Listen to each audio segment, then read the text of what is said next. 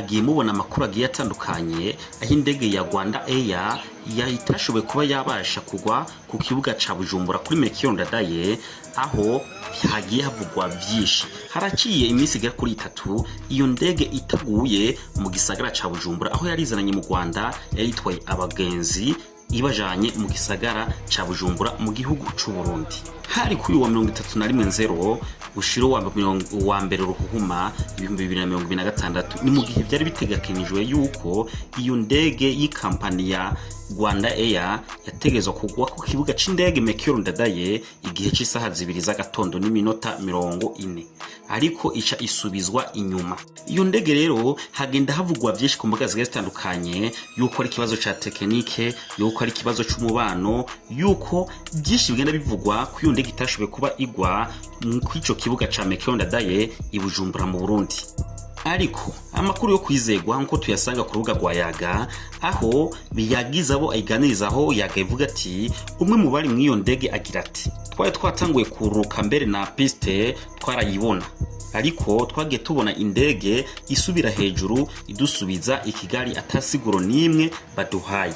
Aho hari ku munsi wa gatandatu itariki 31 z'ukwezi kwa mbere mu 2026 aho niho ingenzi zari muri iyo ndege zivuga ko zahagurutse isaha 8:10 z'umuhingamo. Aho ngo bo bariboneye yuko ikirere cari cirabura. Uwaduhaye amakuru avuga ko baciye barihigwa uburaro kugira ngo bongere gufata urugendo ubukeye.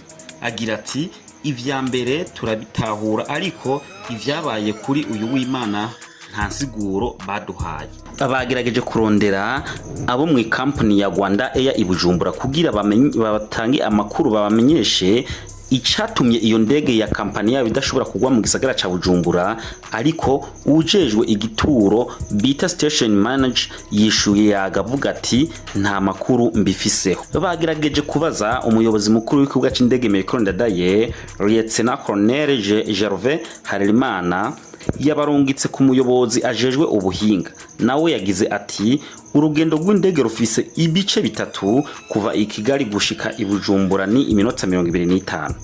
Nimba yagize ikibazo ikiri hafi yaho yahagurukiye, amategeko avuga yuko indege ifise ikibazo ica yurukira ku kibuga kiri hafi.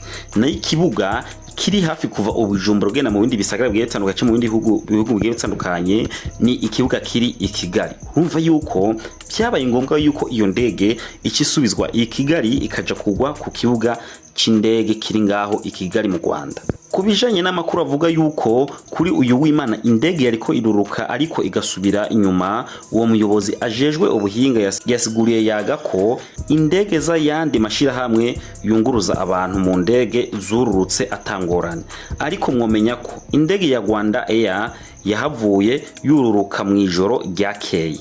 Ariko ico twabamenyesha si rya mbere habaye ikibazo cyo kururuka kw'indege ku kibuga ca MENYA. Akararo ka hafi kamenyekanye ni mwijoro ryo kuwa 10 rishiro wa 11 Kigarama 2025 aho indege y'ababirigi Brussels Airlines vyase ko yururuka biba ngombwa ko ija kugwa ku kibuga c'indege ca Entebbe mu Buganda. Kubera ikirere kibi cari gifisemwe ibicu vyirabura vyatuma indege idashobora kugira ubushobozi bwo kuyifasha kugira ishobore kugwa ku kibuga c'indege ca Bujumbura citwa MENYA nkuko vyasiguwe n'umuyobozi mukuru w'ikibuga c'indege MENYA.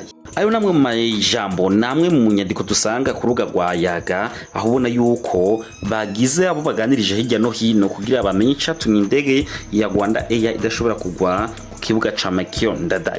Vyinshi vyagenda bivugwa, vyinshi vyagenda bivugwa ku mbuga zigiye zitandukanye, ariko aya namwe mu makuru yizewe yo kuri Yaga.